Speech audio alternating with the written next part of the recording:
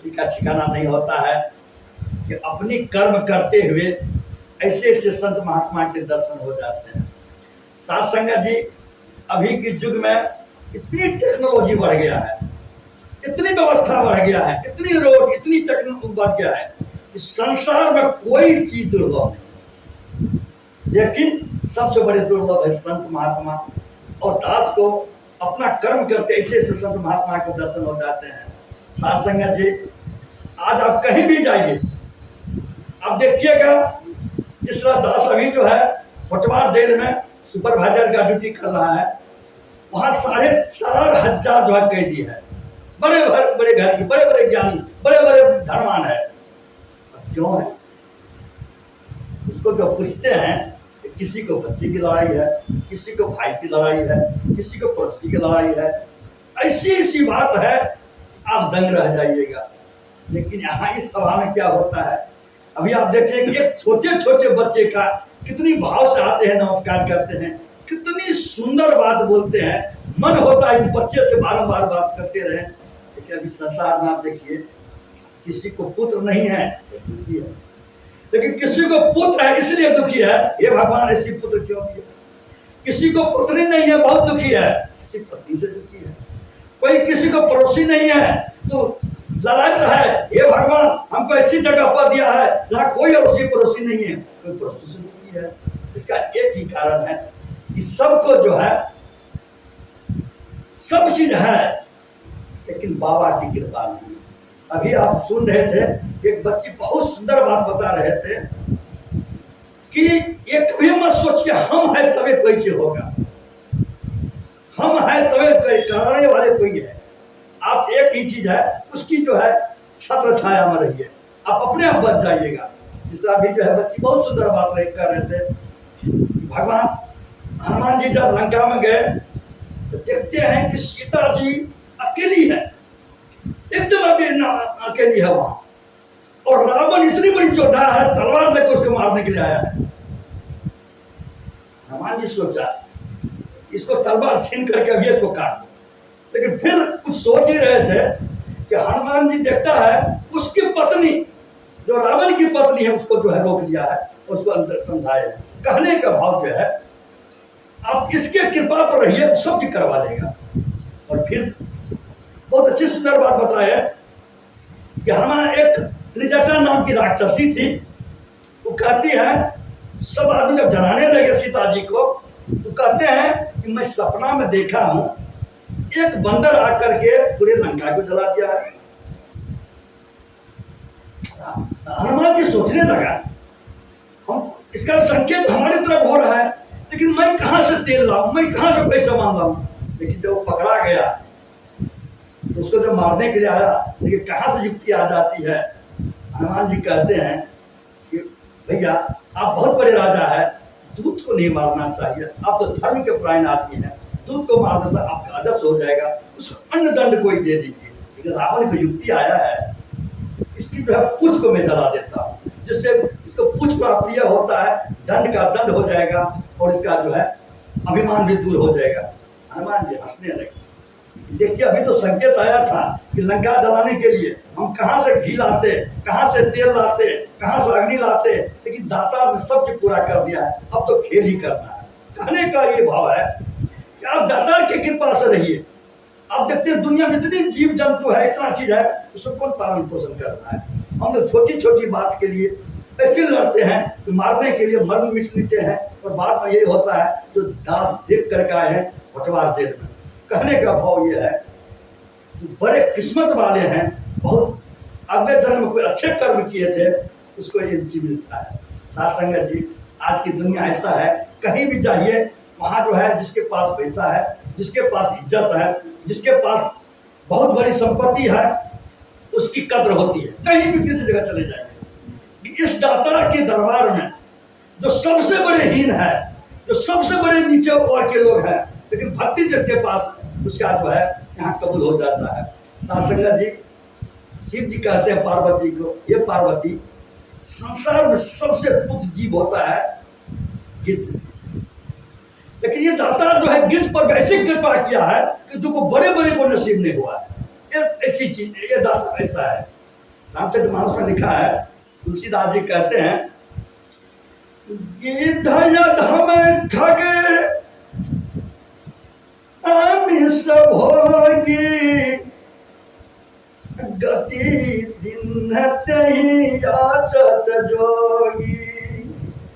शिव जी कहते हैं पार्वती को, ये पार्वती, इस दातार की इतनी बड़ी कृपा है, ये नहीं देखता है कि कौन पापी है, ये नहीं देखता है कौन नीच है, ये नहीं देखता है कौन छोटे हैं, ये नहीं देखता है कोई बड़े हैं, जो इसके शरण में आ जाते हैं।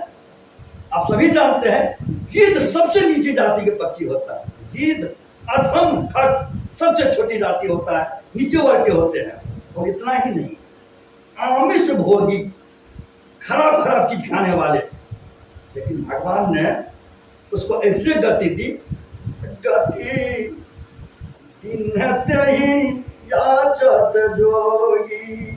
जो बड़े बड़े जोगी है, अपनी पूरी जीवन को जिस पर समर्पित कर दिया है, उसको भी वो गति नहीं मिला है जो गिद्ध को मिला है। क्यों मिला? शास्त्र में इसलिए मिला, अपनी कर्म करते हुए, जब भी उसको जो कर्म है कर्म किया, जिसको जो भी कर्म करते हुए इस दातार के जो है लक्षण में रहा और इसके ऊपर कृपा किया, हर वक्त भलाई के काम किए। देखा गिद्ध जब भगवान सीता जी का हरण हो रहा है, कोई उसको बचाने के लिए नहीं आया और ऐसे विलाप कर रहे हैं, राज सुनी आरत बानी, रघुकुल तिलक नारी पहचानी। सीता हरण हो रही थी, उसकी विलाप सब आपने सुना, कोई उसका रक्षा करने के लिए नहीं गए। आप सभी जानते हैं कि रास्ते में सुग्रीव भी मिला था, लेकिन उसका रक्षा नहीं किया, सुग्रीव के पास कुछ गहना फेंक दिया था। इस विलाप को सुन करके गिद्ध को रहा नहीं गया, बोला जब जो भी शरीर गया है उस जन को पूरा कर्म लगा देना चाहिए, और वहां से दौड़ करके सीता को बचाने के लिए आए। लेकिन कहाँ रावण और कहाँ गिद्धराज। रावण ने गिद्धराज को मार मार के उसको जो है बेहोश कर दिया, अंत में एक पंख को काट दिया, और जो है बेहोश होकर के गिद्ध जो है वहां नीचे में गिर गए। नीचे में गिर करके बेहोश के हालत में राम राम बोल रहे हैं। भगवान सीता जी को ढूंढते हुए तो आए, तो देखते हैं कि झाड़ी में राम राम की आवाज आ रही है। भगवान झांक करके देखता है तो एक दूर गिद्ध है, उसको खींच करके ऊपर लाए, ऊपर में ला करके भगवान अपना गोद में बिठाए। उसके भाव को देख करके तुलसीदास जी बड़े भाव से यहां लिखा है, गिद्ध जो है घायल है, रावण से युद्ध किया, रावण जितना बलशाली से, रावण मार मार के उसको जो है वृद्धावस्था में जो है बेहोश कर दिए थे, पंख को काट दिए थे। लेकिन उसका सांस इसलिए रुका हुआ था कि कम से कम ये खबर भगवान को बता दूं, इसलिए मुख से राम राम कर रहे थे। तो भगवान वहां आए, उसको उठाकर गोद में ले लिए। गोद में लेने के बाद तुलसीदास जी बड़े भाव से वहां लिखा है, कर सरोज सिर पर सऊ। कितनी सुंदर यहाँ की वातावरण है। गिद्ध सबसे नीचे जाति के पक्षी है। कहते हैं कि गिद्ध किसी घर पर बैठ जाते हैं, घर को तोड़ करके बंदी कर देते हैं। उस गिद्ध पर क्या भगवान कृपा की है, उसको अपनी गोद में बैठा लिया और गोद में बैठा करके कर सरोज सिर पर से, उसके सिर पर जो है अपना हाथ दिया। अब दातार की हाथ जिसके सिर पर पड़ जाए तो घायल किया, मर भी जाए, फिर भी उसको जो कितने उद्धार हो जाता है। अभी तो उसे सांस चल रहा है। कर सरोज सिर पर सेऊ, कृपा सिंधु रघुबीर, निरखि राम मुख धाम सुखा, विगत भये सब पी। भगवान घायल गिद्ध के ऊपर जो है हाथ रखा, गिद्ध के ऊपर जो इसके सर पर हाथ रखा, गिद्ध को जो जितनी थकावट थी दूर हो गई। और दूर होते ही उसके जो आंख खोला, सबसे पहले पार अलंकार का जो मुख के ऊपर उसका जो है दर्शन गया। देख करके गदगद हो गए। कितने जन्म से जो है जो चीज नहीं मिला था आज उसको मिल गया। इसके बाद भगवान कहते हैं गिद्ध को, हे गिद्ध महाराज, हे भक्त, आपको इतनी बड़ी गलती किया है, अब आपको क्या चाहिए? कुछ अगर चाहिए तो बोलिए, मैं आपको देता हूं। गिद्ध जब देखा कि मैं उस पार निरंकार के गोद में बैठा हुआ हूं, तो कहते हैं हे भगवान, आपको है क्या तो हमको दोगे? बगल में लक्ष्मण महाराज थे, बहुत गुस्सा उसको आ गया। उसको पहले से भी गुस्सा आ रहे थे। एक तो भगवान उसको घायल है, वृद्ध है, उसको गोदी में ले लिया है, उसे खून बह रहा है, उसको अच्छा नहीं लग रहा था, लेकिन फिर भी चुप थे। लेकिन जब बोलते हैं पार निरंकार, उसकी सब पीड़ा हट गई, सब चीज दुख दूर हो गया।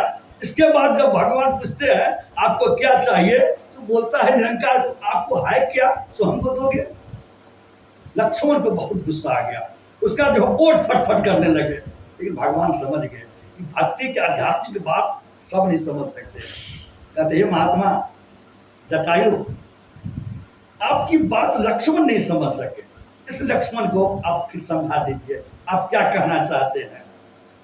जटायु गिद्ध कहते हैं लक्ष्मण भैया, आप एक चीज बताइए, एक बहुत बड़ा सेठ है, उस सेठ के पास कोई कुछ मांगने के लिए आते हैं, दिन से रात तक, क्यों बड़ी बड़ा सेठ है, कोई भीख मांगने के लिए आते हैं, कोई कुछ मांगने के लिए आते हैं। उस सेठ अपनी करोड़ों संपत्ति से किसी को 2 रुपया दे दिया, तो सेठ का कितना पैसा गया?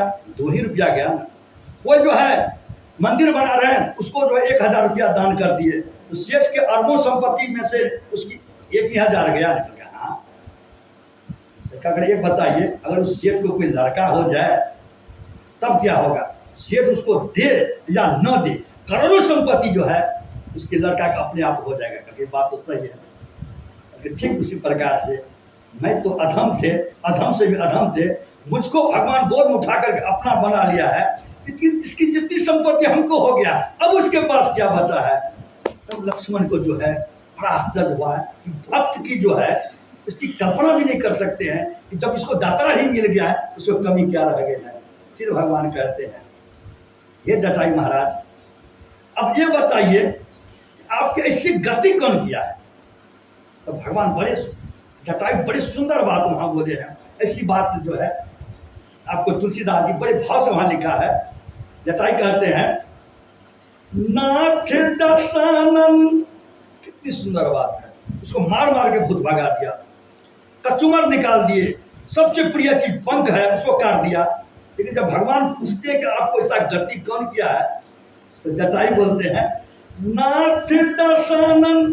दशानन मतलब तो बहुत प्यार की सब संबोधन करके बोलते हैं कि हमको 10 मुख वाले वेद के ज्ञाता बड़े अच्छे आदमी नाथ दशानन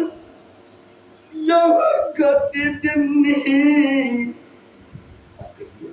इतनी बड़ी मार मारा है, फिर इतनी संबोधन के साथ क्यों बोला है? इसलिए बोला है उसी के कारण आई गिटार का उसको जो है मिलन हुआ है, इतनी बड़ी चीज मिला है।